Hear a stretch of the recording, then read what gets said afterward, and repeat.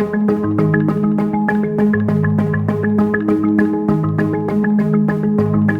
right, we're here with Chase Petty, the Press Player of the Year, and Billy Kern, the Mainland Regional High School coach.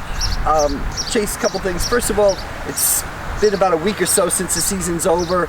It's such a great year. What sort of, what's the first thing that pops into your mind about the season, basically? I mean, kind of just the relationships that we built over the year. I mean, that's definitely the biggest thing that I took out of the year, just the bonds that we made throughout the entire year, throughout the whole off season, and through COVID last year. Right. Here at the field, you're out there on that mound. What was it like being on the mound this year? We had the scouts behind the plate. I don't think I've seen baseball games with as many people as that were down the right field lines, down the left field lines. What was pitching in that setting like for you? I mean, it was kind of just the same as it always has been. I mean, when I'm pitching, I'm kind of just dialed in with my catcher, and that's kind of just how it stayed, and it's kind of just always how it's been.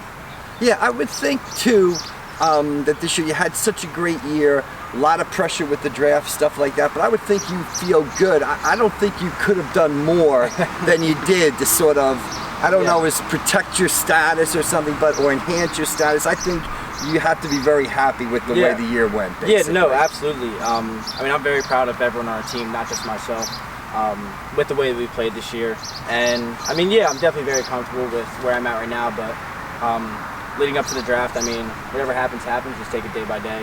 And like I said, whatever happens, happens, and it's a win-win no matter the situation. Yeah, did you feel any pressure at all coming into the year, or? I mean, yeah, kind of. I mean, just because everyone knew kind of what was going to happen, but kind of as the year went on, it kind of just died out. Right. And I was kind of it was just so normal, and it kind of just was, I just enjoyed it. Right. How old are you now? I'm 18. 18, okay, Billy, I talked about this during the year.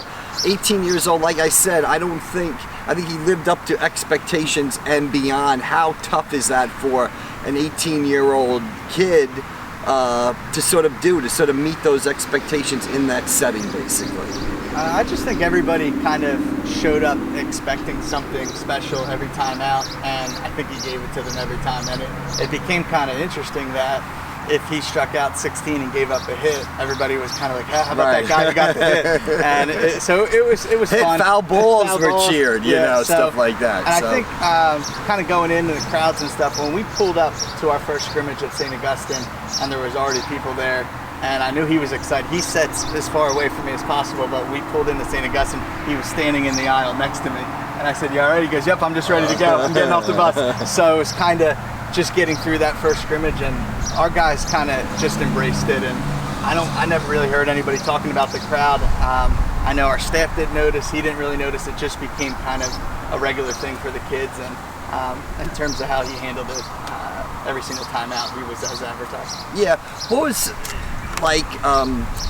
I realize he's standing right here, but what's he like to be around on a day in and day out basis? One thing that sort of impressed me, I don't know if people got, is after the Ocean City loss, which was disappointing for you guys, I noticed he grabbed the guys right away and said, "Come on, guys, down to right field," just like any other game, stuff like that. What kind of leadership did he provide for you guys too? Well, I just think that obviously all the eyes were on him. Even at practice, we had a lot of people showing up, things like that.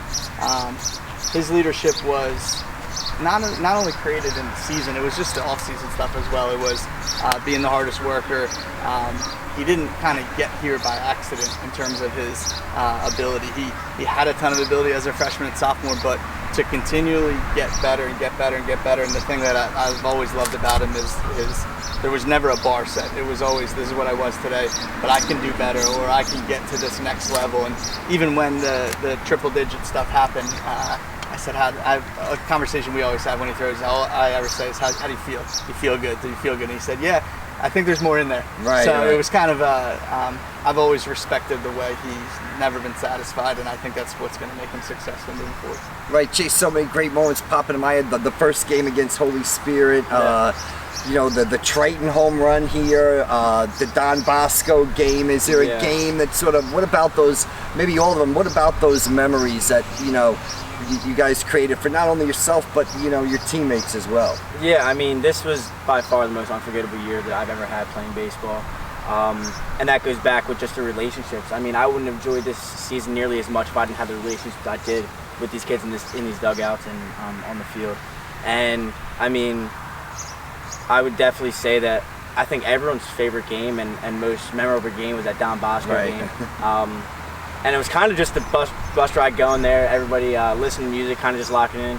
And at the end, when everybody got on the bus and we're just listening to music, going crazy. And I mean, just the environment of the entire thing. I mean, that was by far I would say that was our biggest bonding experience over the year with games. All right, and two other quick things here. The mound. I think at the beginning of the year you told me you feel at home at the mound. Like if something's bothering you or something, when you go out there, it truly is home. Just tell me a little bit about that. How comfortable do you feel?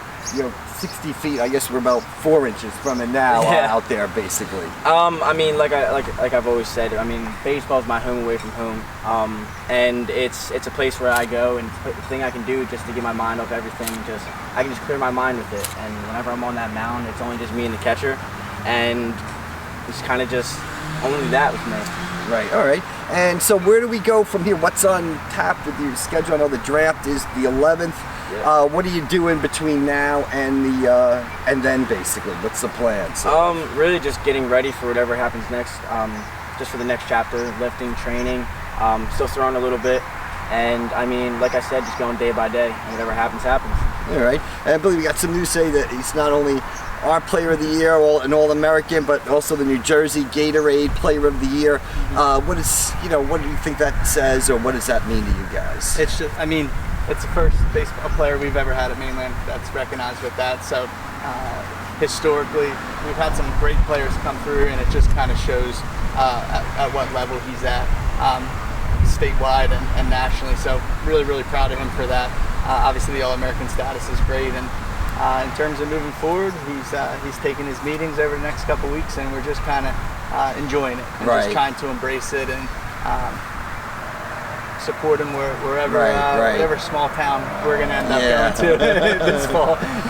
So I guess you just come in, the teams come in, they just want to meet, talk with you, that sort of thing, just a couple of meetings with... it's kind of just Zoom calls, kind of just getting to know each other better. Right. All right, and what's your reaction to New Jersey Gatorade Player of the Year honor, basically? So we actually were hoping for it last year as well. We were kind of texting day in about it, day in, day out. And I didn't actually get it last year, but this year we got it. And I was actually texting this morning because I saw the Pennsylvania kid who won it. He's my friend Benny Montgomery. Right. And I texted him about it. I said, hey, the PA one came out. I thought he already knew. Oh, really? Yeah, I had no idea. And then he said, oh yeah, I saw the New Jersey one too, and they sent me the picture. I was like, oh, that's kind of cool. But no, it was a cool thing to see, definitely. Right. All right. And lastly, such a great year of baseball locally. I know you're friends with a lot of the guys. The Cape Atlantic League. Teams winning state titles. You guys had a great season. Your success was at the forefront of it. How much fun was it to sort of be a part of what is, I can't remember a better baseball season around here. I mean, during the off season, everybody training, well, most of the kids training at Baseball Performance Center. Kind of going into this season, I almost knew what was in store for everyone because I knew all the talent around here, and I knew what everyone had to offer, and I don't think anybody really disappointed us with anything. But it was just, I think this might go down as the best Cal year that we've ever had. All right. Good enough.